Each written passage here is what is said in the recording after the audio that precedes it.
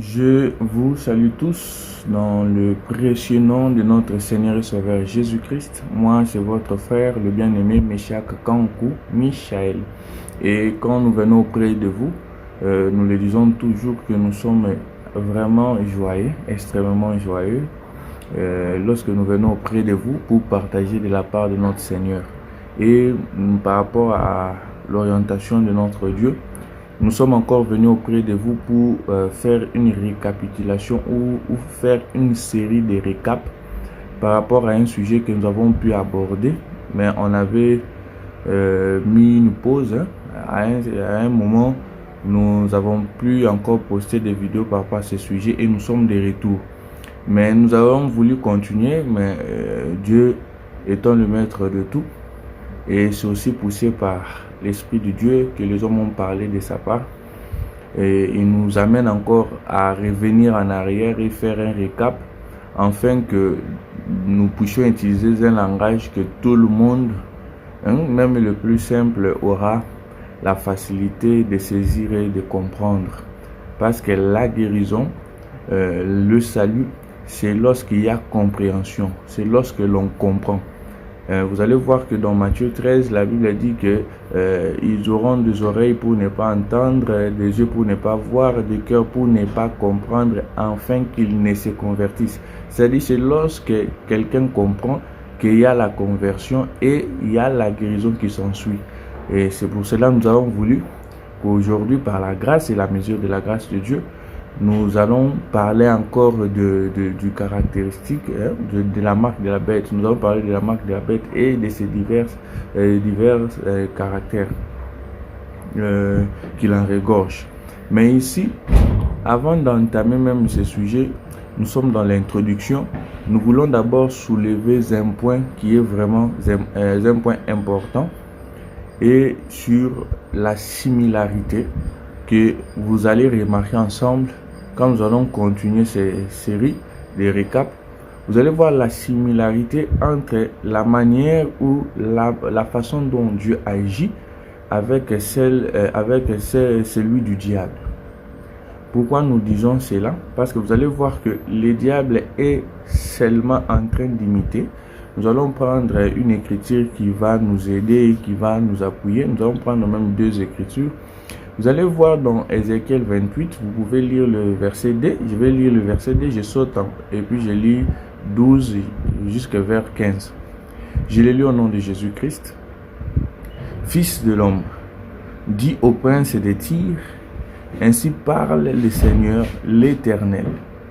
Ton cœur s'est élevé et tu as dit, je suis Dieu. Je suis assis sur le siège de Dieu au sein de mer.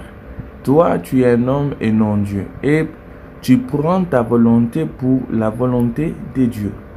Je saute, je lis les versets 12 et je descends à 15. Fils de l'homme, prononce une complainte sur le roi de Tyr.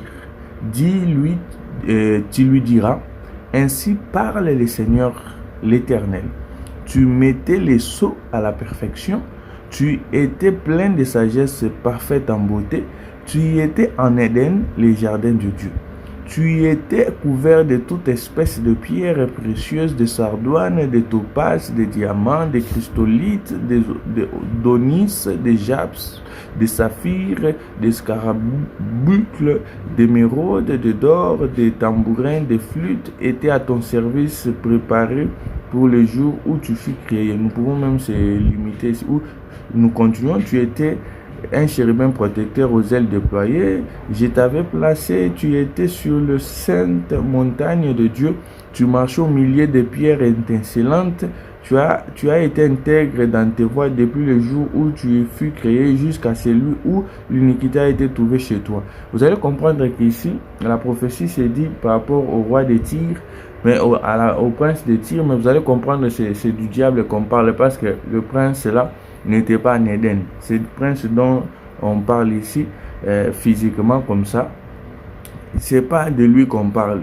Parce qu'en Éden, il n'est même pas un chérubin aux ailes déployées. Vous allez comprendre que l'on parlait du diable. Et quand on parle du diable, la Bible dit qu'il voulait être Dieu. Vous comprenez? C'est-à-dire, il cherche à imiter Dieu.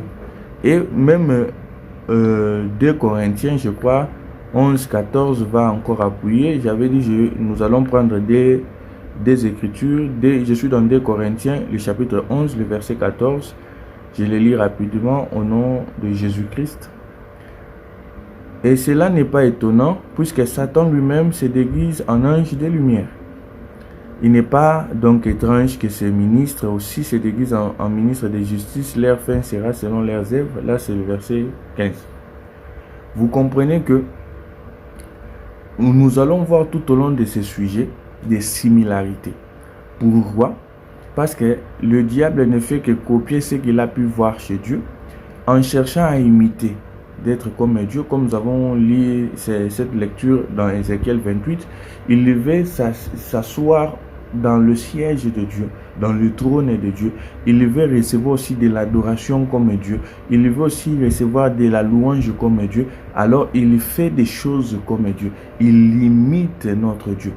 Or que même la pensée d'imiter n'est pas de lui. Il faut bien comprendre, et nous allons maintenant tirer une différence, faire une différence de l'imitation que nous, enfants de Dieu, que nous, l'Église, nous faisons de notre Dieu et celui du diable. Vous allez voir que même Ephésiens 5.1, il dit, nous appelle à imiter. Nous allons le lire aussi pour nous donner une affirmation, convaincre aussi à ceux qui nous écoutent. Je suis dans Ephésiens 5, le verset 1. J'ai lu au nom de Jésus-Christ, Paul, apôtre de Jésus-Christ par la volonté de Dieu, aux saints qui sont à Éphèse et aux fidèles de Jésus-Christ. Là, j'ai lu d'ailleurs le chapitre 1, excusez-moi. J'ai lu le chapitre 5. Le chapitre 5, le verset 1. La Bible dit ceci. Devenez donc les imitateurs de Dieu, comme les enfants bien-aimés. Vous comprenez que nous, l'appel que Dieu nous fait à l'imiter, c'est pour que nous puissions les ressembler. Comme les Éphésiens 4 le dit, Éphésiens 4, 11, vous allez voir que l'œuvre du ministère, c'est pour nous amener à la stature parfaite, à la stature de Christ. C'est pour que nous puissions les ressembler. Mais le diable veut imiter, notre Seigneur veut les copier, pas dans le but de les ressembler, mais pour les remplacer. C'est ça ce qui fait cette différence. Le but que l'ennemi cherche à faire, c'est pour le remplacement. Mais nous, Dieu nous appelle à l'imiter. Parce que imiter notre Dieu n'est pas mal. Mais on limite avec la pensée de lui ressembler. Mais pas pour lui remplacer. Non, non. Mais le diable veut copier, veut imiter notre Dieu dans le but de lui remplacer. Dans cela aussi, nous tirons directement une exhortation que, étant enfant de Dieu, étant ministre de Dieu, même dans nos assemblées locales, lorsque tu vois un ministre chercher à imiter Dieu et à commencer à prendre la place de Dieu, il faut faire attention. Il a le même esprit que le diable. Ce qui lui anime, ce n'est pas l'esprit de Dieu, mais c'est l'esprit démoniaque. Quand tu vois quelqu'un avoir maintenant cette sensation, même dans une assemblée locale, lorsque tu entres dans cette assemblée, il faut qu'il se démarque. Il faut que tu puisses voir que non, c'est lui-là le chef. La pensée des titulaires, la pensée des représentants, la pensée de celui qui chapeaute, et il tire certaines écritures pour appuyer leur positionnement. Quand tu vois ces choses, comprends directement que c'est l'esprit de la bête. Ce n'est pas l'esprit de Dieu là-bas. Parce que lorsque même le Seigneur, notre Dieu, a pris ce corps venant sur cette terre, notre Seigneur Jésus, quand il est marché avec ses disciples, vous allez voir même dans Matthieu 26, le verset 48, Judas, pour que l'on arrête le Seigneur Jésus, il avait donné un signe à celui qui l'embrassera, c'est celui-là que vous devez arrêter. Parce qu'il était semblable avec ses disciples. Vous n'allez pas voir le Seigneur Jésus rechercher de la gloire ou du positionnement sur terre. Même lorsque les Juifs cherchaient à lui faire roi, il n'a pas voulu. Lorsque même les Juifs cherchaient à commencer à faire des louanges quelconques en son égard, portant cette chair, il ne l'a pas voulu. Vous allez voir que même la couronne, je suis dans Apocalypse. Apocalypse 4. Cherchons cela. Apocalypse 4.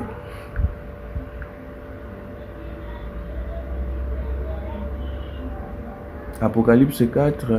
Souffrant ensemble que nous les cherchions. Je cherche cette écriture là où il y a le 24 vieillard. Oui, je suis dans Apocalypse 4. Et je commence même le verset 10. Le verset 10. J'ai lu au nom de Jésus-Christ. Le 24 vieillard se prosterne devant celui qui est assis au trône. Non, je cherche d'abord là où on leur donne la couronne.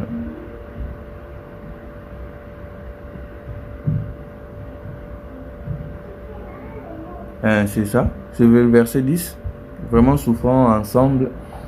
Le 24 vieillard se prosterne devant celui qui est assis sur le trône et il adore celui qui vit au siècle des siècles. Et il jette leur couronne devant le trône en disant: Tu es digne, notre Seigneur et notre Dieu, de recevoir la gloire et l'honneur et la puissance, car tu as créé toutes choses et c'est par ta volonté qu'ils existent et qu'ils ont été créés.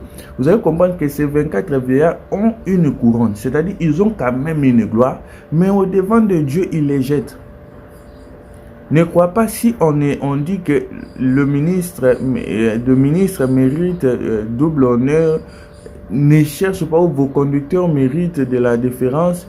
Ne prends pas cette écriture pour commencer à assujettir ce peuple de Dieu. Parce que vous allez voir que dans les choses de Dieu, même si tu vois que l'on te donne la gloire, il faut toujours la rendre à celui qui le mérite. C'est un piège à celui qui croit que l'on ne donne la gloire et il cherche à l'exercer au devant de la présence de notre Dieu. Car quand nous nous rassemblons dans un culte, celui qui est le chef, c'est Dieu. C'est lui qui est le roi des rois. Et ne crois pas que cette déférence-là, cet honneur-là, que les Écritures disent, toi tu cherches à le prendre auprès là où Dieu règne comme roi. C'est un piège. Les 24 veilleurs ont une couronne. C'est une gloire. La couronne est une gloire. Est un symbole d'un positionnement. Mais maintenant, leur positionnement, malgré leur positionnement, la Bible dit qu'ils les jettent. Ils les jettent. Ils se prosternent, ils jettent cette couronne. Cette gloire-là, l'homme ne mérite pas. Mutu abongaranae na kembote. Loku ici mana on a mutute. La gloire est pour Dieu. L'homme ne s'en tient pas. La gloire avec l'homme ne s'en tient pas. Tu verras toujours des abus. C'est pour cela, même si Dieu nous honore en nous donnant la gloire, il faut toujours la rendre à lui parce que c'est lui qui le mérite. Mais quand vous voyez quelqu'un se dire et chercher cette gloire au sein de l'église de Dieu, avec une gloire qui a une intention de remplacement. Parce que quand tu cherches à prendre la place de Dieu, ce n'est pas encore une imitation à ressembler Dieu d'une manière caractérielle, de la simplicité. Mais le côté divin, le côté de la louange, de l'adoration, ce n'est qu'à Dieu. Et lui-même, Dieu dit que je suis un Dieu jaloux. Et ça, nous voulons d'abord que chacun de nous tire un peu cette pensée avant que nous entamons la série de ces récaps sur la marque de la bête et ses caractéristiques. Que chacun de nous va comprendre que quand nous tirerons un point, vous allez remarquer qu'il y aura toujours des similarités avec celui du diable, parce que le diable imite Dieu. Nous pouvons prendre un exemple rapidement. Vous allez voir que nous parlons de la marque de la bête, mais ce n'est pas le diable qui a commencé à mettre le sceau dans la vie des gens. C'est Dieu lui-même qui l'a commencé et le diable va imiter cela. Quand nous parlons de la marque de la bête, que ce soit au front, que ce soit à la main, c'est Dieu qui a commencé cela. Et dans la suite des temps, vous allez comprendre ces choses parce que nous allons commencer à montrer d'abord comment Dieu a commencé à mettre la marque. Et le diable va limiter. Quand l'église sera enlevée, il va limiter et il viendra d'une manière à ne plus se cacher. Parce qu'aujourd'hui, il est fait tout en se déguisant. Il est fait tout en se cachant. Il est fait sous mystère. Comme la Bible dit dans Thessaloniciens. Lisons un peu d'abord le livre d'Ézéchiel. Nous commençons d'abord à Ézéchiel. Ézéchiel 9, le verset 4. Je le lis rapidement. Nous allons prendre jusqu'à 6. Je le lis au nom de Jésus-Christ. L'Éternel lui dit, passe au milieu de la ville et au milieu de Jérusalem et fais une marque sur le front des hommes qui soupirent et qui gémissent à cause de toutes les abominations qu'ils s'y commettent. Et à mes oreilles, il dit aux autres, passez après lui dans la ville et frappez, que votre œil soit sans pitié et n'ayez point de miséricorde. Tuez, détruisez les vieillards, les jeunes hommes, les vierges, les enfants et les femmes, mais n'approchez pas de quiconque aura sur lui la marque. Et commencez par mon sanctuaire. Ils commencèrent par les anciens qui étaient devant la maison. Vous allez voir que c'est Dieu qui commence l'histoire de la marque. Il y a beaucoup d'écritures qui parlent de la marque, même dans Exode ou Deutéronome. Vous allez déjà le voir là-bas. Vous allez comprendre que c'est Dieu qui a commencé ces choses. Même aussi, notre bien-aimé Paul le dit aussi. Encore, je crois, dans 2 Corinthiens, le verset 1. Je peux lire le verset, je crois, le verset 21. Je commence au verset 21 à 22. Je lis au nom de Jésus-Christ. Et c'est lui qui nous a affermis avec vous en Christ et qui nous a oint, c'est Dieu, lequel nous a marqués d'un sceau et a mis dans nos cœurs les arrêts de l'esprit.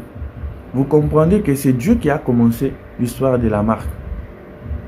Même l'histoire qu'on parle de la bête, quand Jean a vu le Seigneur Jésus, dans Jean 1, le verset 29, il dit, voici l'agneau de Dieu qui ôte le péché du monde. L'agneau aussi, c'est une bête. C'est une bête. C'est pour cela que les gens ne se scandalisent pas en disant ces choses. Le diable ne fait que copier. Le diable ne fait qu'imiter ce que Dieu a déjà fait. Parce que son but est de faire semblant ou de se déguiser pour faire remplacer ou bien se prendre la place là où il y a Dieu. Chose qui n'arrivera pas. Mais vous allez voir cette similarité. C'est pour ça que nous les prévenons déjà que dans notre marche de ce sujet, de récap, vous allez rencontrer des similarités, des œuvres que le diable ou des caractéristiques que le diable cherche à faire.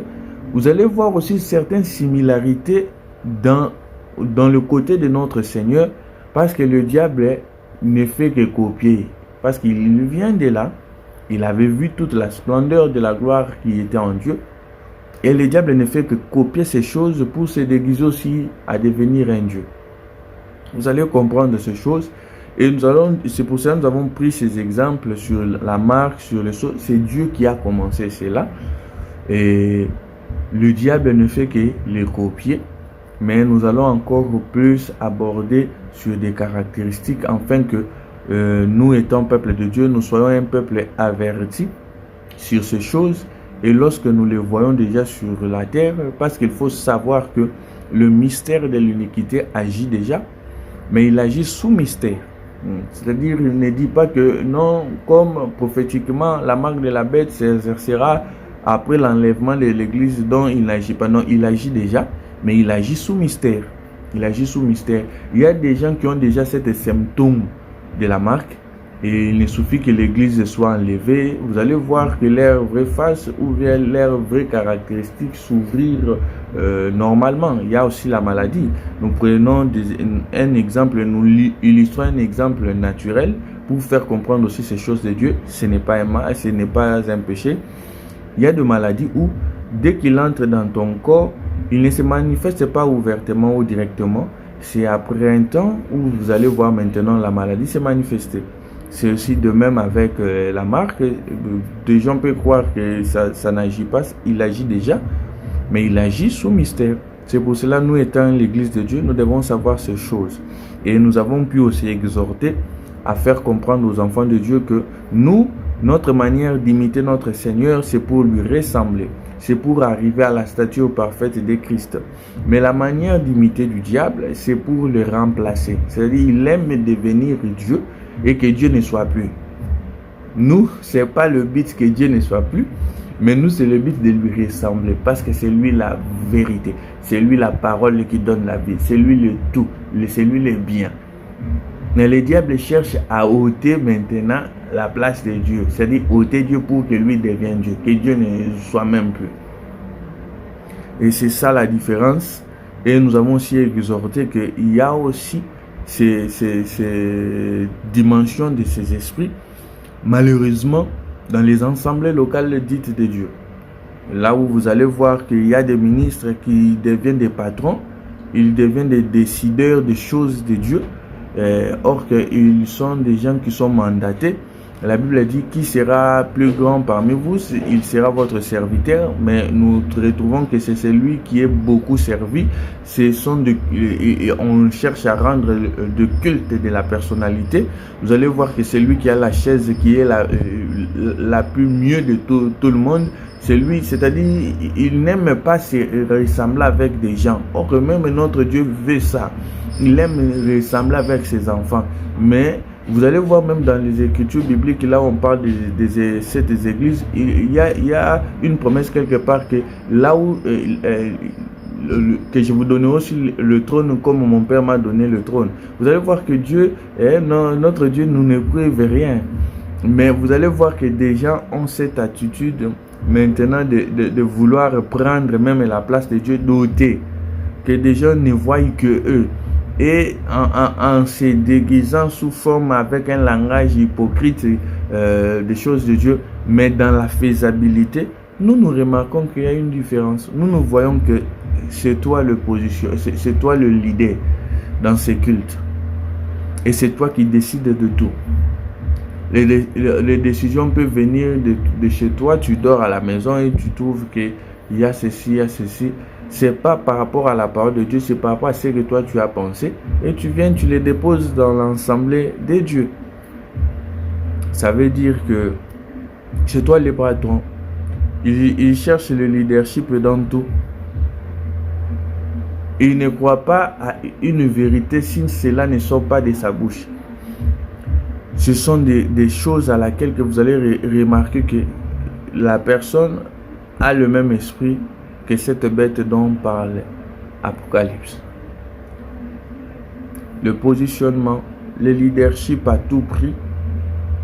Et là où on fait un culte que nous disons que nous rendons en Dieu, il faut que tous nous soyons simples.